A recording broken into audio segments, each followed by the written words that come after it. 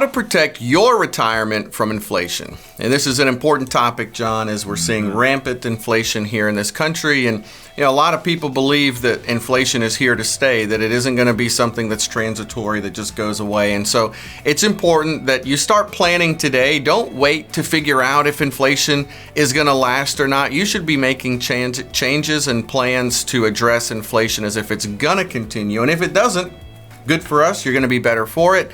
But there are some things you can do to make sure that you're set up properly to address inflation if it is something that we have to deal with for many years here to come. So number one, perform an in-depth analysis on your budget. You really do need to know what you're spending, how much you're spending, and what you're spending money on. So many times we find that it's like, man, we're spending money on things we didn't even know. We've got subscriptions to things that we didn't even know we're subscribed to, and we're just throwing money out of the window. And when the economy's going well, you may go, oh, well, I don't really care about that. When the economy's not doing well, inflation hits you. We need to make sure that you have an informed and in-depth analysis on your budget. If you don't know how to budget, then there are many tools out there. Some here on our website we can show you how to get to. And if not, call an advisor, call someone who's a professional to be able to help you address how to plan for having a budget and where you can cut back if needed. Yeah, and alongside that budget, you want to really push back major expenses unless it's absolutely necessary. So, things like buying a car or big projects to your house potentially, or really, really nice vacations. Not that you shouldn't take vacation. You know what? If you have more money than you know what to do with, you can probably, Dan, as you talked about earlier, spend your way through it. But people are really feeling the pinch of inflation now. We know that because household savings is at an all-time low, and debt, credit card debt in particular, is an all-time high. So you don't want to add to that debt, especially if you're buying these big ticket items and you're financing them, because guess what? You're financing them at a much higher interest rate, which is just adding to your debt.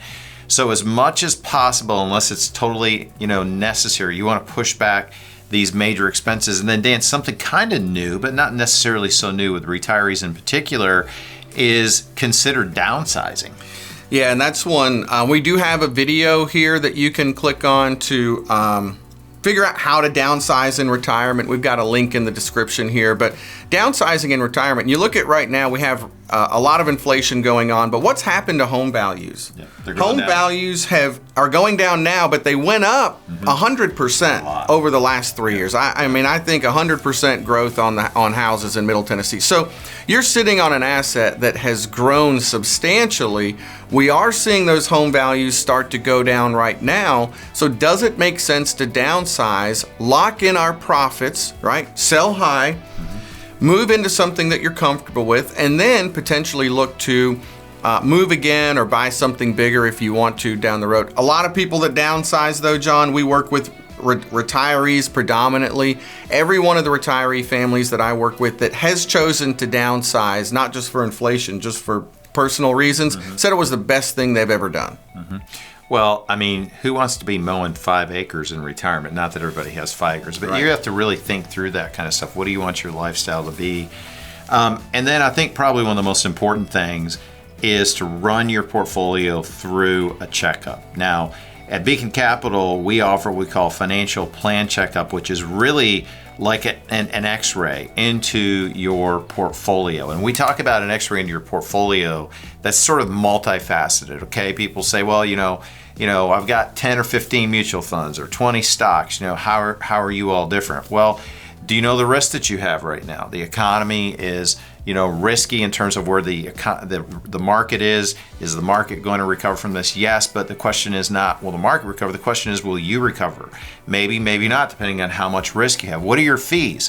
The bottom line is not just what you make, that's important, it's what you keep. Can you reduce your fees because you're overpaying within your investments? And then we see that many times within portfolios that people are paying way more, And just to give you an example, we had a client recently that on a $2 million portfolio was paying almost 3%, and we were able to cut those fees essentially in half. Well, what's 1.5% on $2 million? Well, that's $30,000 a year. How much would that help you with inflation?